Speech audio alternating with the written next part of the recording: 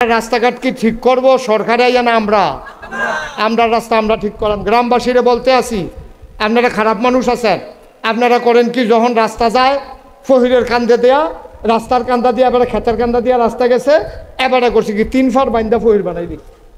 3 ফারে ফহির হয় রে, এই ফহিরের কয় ফার লাগে? 4 ফার। তাহলে রাস্তারে তুমি ফার বানাইছো কেন? রাস্তা তো সরকারি রাস্তা, তুমি কি কম খারাপ মানুষ? তুমি রাস্তারে ফার বানাই আরো 3 ফার বাইন্দা তুমি ফহির বানাই লাইছ। 3টা ফারও মাটি দেয়, রাস্তাটার কান্দার মধ্যে 1টা ফোঁটা মাটি দেয় না, ঠিক কিনা কও? তোমার রাস্তা ক্ষতি করার অধিকার নাই। রাস্তার কান্দার মধ্যে গরু ঘরের ছানা ছাড়া দিয়া রাখছে, মানুষ মসজিদে যেতে চাক্কর করে ভাড়া পড়ে, সিডা পরে ইয়া গরুর ছানা ইয়া লঙ্গিত পরে। এই যে এবারটার নামাজ যদি না হয়, এবারটার যে দুর্গুণ হইব আর 14 গুণ গুণা তোমার বেশি হইব, ঠিক কিনা কও? তুমি গরুর ছানা রাস্তা ছাড়ছো কেন? রাস্তা কি গরুর ছানার জায়গা? তুমি নিচে একটা 5 বয় দাও, 5 দিয়ে দাও, যেন তোমার গরুর ছানা যায়। বাড়ির পানি ছাইড়ানো হয় রাস্তার দিকে, গরুর পানি ছাইড়ানো হয় রাস্তার দিকে, ফহিডার ফার দিয়ে হয় রাস্তাটা বানাইয়া, ভাঙতে ভাঙতে রাস্তাটা অর্ধেক খাইয়া পড়ছে।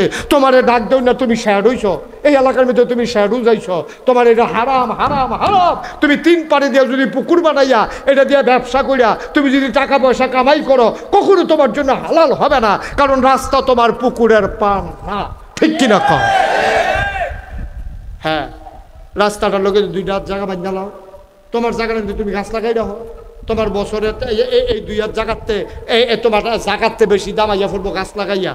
তুমি 2 হাত ভিতরের দিকে বান্ধা এরপরে কটা গাছ লাগাই দাও, কান্দার ভিতরে কটা বেগুন গাছ লাগাই দাও, কটা তুমি কটা এই কি কয় বেগুন গাছ লাগাই রাখো, কয়টা তোমার কাঁচামরিচ গাছ লাগাই রাখো, সুন্দর হয়ে থাকবো, বেড়া দিয়ে দাও। রাস্তার জায়গাত রাস্তা, ফারের জায়গাত ফার, তোমারটা তুমি ব্যবহার করে খাও না, তুমি রাস্তারে ব্যবহার করছো কেন? রাস্তার রাজ্য ভাঙতে আছে, 3 ফারতে মাটি দেয়, রাস্তাটা নিতে দেয় না। মানুষে জিজ্ঞেসে কি তো তোমার কারণে ফাটটা ভাঙতে দাও না গেলে, কাও সরকারে দিই,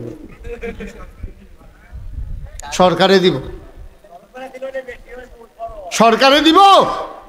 আব্বা কুদে হালাল হারাম চিন্তা করেন, নাদান হইতে হইতে আমরা এমন জায়গায় গেছি, আমরা আর হালাল হারাম বিচারি না, নাদানের মতো ফাইলে খেলে আমরা খাওয়ানোর লেগে দৌড়াই। নাদান, আমরা নাদান হয়ে গেছি। আমরা কি করবেন টাকা দিয়া? সাত বইটা ভাত খাইয়া সারলে আপনার কন্যাইলে খাইতে পারবেন? আমরা একটা হুতনের জায়গা থাকলে, চলাচলের জায়গায় একটা বাহন থাকলে, আর যদি সুন্দর মতো আপনার ঘরটা খরাহি থাকে, আর কি দরকার? আপনার দরকারটা কি? আমরা এত নাদান কেড়ে। আল্লাহ যেন আমরা হেফাজত করে, সবাই কোনা আমিন। মুসলমান আজকে যারা বয়স্ক, তারা সমাজ চালায়, পরিবার চালায়, রাষ্ট্র চালায়। তোমরা যারা যুবক, একদিন আমরা থাকবো না, তোমরা আবার মেম্বার হইবা, চেয়ারম্যান হইবা, সমাজ চালাইবা, রাষ্ট্র চালাইবা। আজকে তোমার আব্বা আছে, তুমি একদিন আব্বা হইবা। তোমারে যদি তুমি ঠিক কইরা না তুলো, তুমি আব্বা হিসাবে ফেল মারবা। তোমারও তো জিফুত হইব, তোমার জিফুতরে তো তুমি মানুষ করতে পারতা না। আমরা দেশটারে পরিকল্পিতভাবে আজকে নষ্ট করতে আছে সকল প্রকারের মাদক আর নেশা, ঠিক কিনা? অকরে সত্য সেই দিন আমার কান্দাইয়া পড়ছে, জুয়ান ফলা, তার এমনি মুট করলে 15-20 দিন কানে শুনতো না। জুয়ান ফলা, ওই নানান টান খাই দেখলে বোঝা যায়। আরে আমরা তো ফললি চিকিৎসক, বেটা ঠুট দেখলে তো কইতাম পারিতে বিড়ি খায়, এটা কি মুখ হুঙ্গা করণ লাগে? তার ঠুট দেখলে তো বুঝ জ্বালাইতে বিড়ি খায়। তোরা কাটা কাটা আঞ্জা দিয়া গাঞ্জা খাসি আব্বা খাস দেখলেও তো আমি কয়ে দিতাম পারা। তোরা নমুনা দেখলেও তো বোঝা যায়। শক্তি গাতাত গেছে, শরীরটা হুগাইয়া মসমিচ্ছ রইছে, বাতাস আইলে তোরা গাছ ধরে রুইথাও সুরাইয়া দিল জিজ্ঞা। তোরা বালা করে কাজ দিলে কানি শুনতি না? 15-20 বছর এটি ভেড়া আইতে নি, ভেড়া হইতে বাঘের বাচ্চা। এই ফলাফান যখন কইতে আসি, যারা নেশা নেশা করো, আজকে এই মুহূর্তে ঈদগাতে বসে আমি মুস্তাক ফয়েজির সাথে ওয়াদা করো, এই নেশায় তোমারে শেষ করে দিছে, এই নেশায় তোমারে মা বুলাই লইছে, এই নেশায় তোমার বাপ বুলাই লইছে। তুমি মারে গিয়া যে শ্রোতা পত্রিকার দেহস্তা, এই নেশার কারণে তো মানুষ থাকে না, তার হিতাহিত জ্ঞান থাকে না, মারে হত্যা করে, বাপেরে খুন করে এই নেশার কারণে। যে মাল লাগিয়া ফুতের কলজা দিয়ালায় আর হেই মাতের মারে খুন করে। আমি কই খুন করছে না, তে খুন করছে না, তার নেশায় খুন করাইছে, ঠিক কিনা? দয়া করে আমার কলজার টুকরাটি রে, আমি প্রত্যেক বছর আইতাম পারতাম না।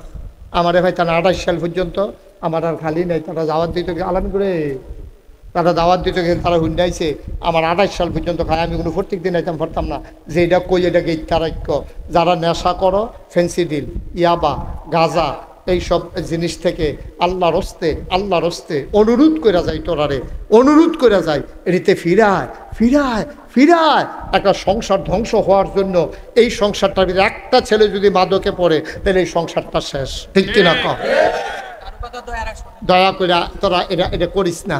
তোরা আজ যা হ্যারেম বাদ্যা নিয়ত করে বইয়ালা যে ইনশাল্লাহ হুজুর সকালবেলা উঠবি ঘুমেতে, উঠতে সেটা দৌড় দিবি, হ্যাঁ সংসার যাবি, আবার সংসারতে দৌড়ে যাবি, দৌড়লা কাঁচা বুট ভিজাই রাখবি, নুন দিয়া কাম লাগলে কুদুর আদা কুচি কুচি করিয়া সুন্দর করে নুন দিয়া 1 মুঠ বুট খাইবি, খাইয়া সেটা কাম লাগলে সুন্দর করে গোসল করিয়া এরপরে গিয়া তোর আম্মার লগে কইবি আম্মা একটা করে ডিম দিও, ডিম খাইবি, শরীরটা ফুনফুন্না বানাইবি, মুসলমান হইবি বাঘের বাচ্চা, যেন হিন্দু বেড়াইতে আমরা দেখলে একটা দৌড়ের উপরে থাকে, ঠিক কিনা?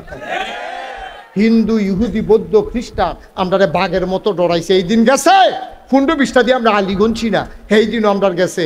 মুসলমান ছিল 313 জন, কাফের ছিল 1000, আমরা তারা কি দৌড় দিয়ে লাইছে? আমরা তারা পইলে তো একটা হতাই লাইছে, এরপরে কুবাকুবি শুরু হয়েছে, 70টারে 2 টুকরা করে লাইছে, 70টারে ফিসমরা বান্ধে হতাই লাইছে, বাহির 2টা দিছে ওমাগো কইয়া দৌড়, কোনোটার ফাঁসা নাই, কোনোটার ঠ্যাং নাই, কোনোটার হাত নাই, ওমাগো কইয়া দুপুরে গিয়ে পড়ছে, ঠিক নি রে? আর এটি তো বানাই না কথা না রে।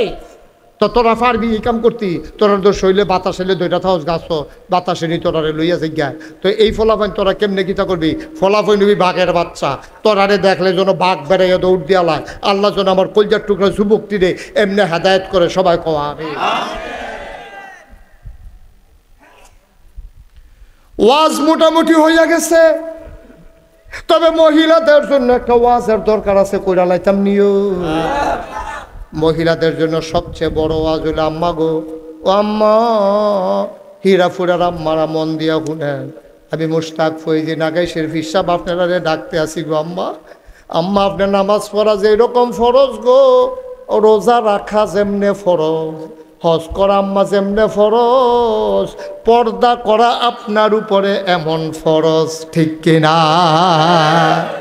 আম্মা আপনি তো 5 ওয়াক্ত নামাজ পড়েন, এরপরে আবার নফল রোজা বিচারেন, সাওয়ামের রোজা কবে, মেরাজের রোজা কবে, বরাতের রোজা কবে, আপনি বিচাইরা রোজা বার করেন রাহনের লাগিয়া। আম্মা আপনি যেমন রোজা দিয়েছেন বিচাইরা বার করেন গো। এর ভিতরে আপনার জন্য পর্দা করা এমন ফরজ।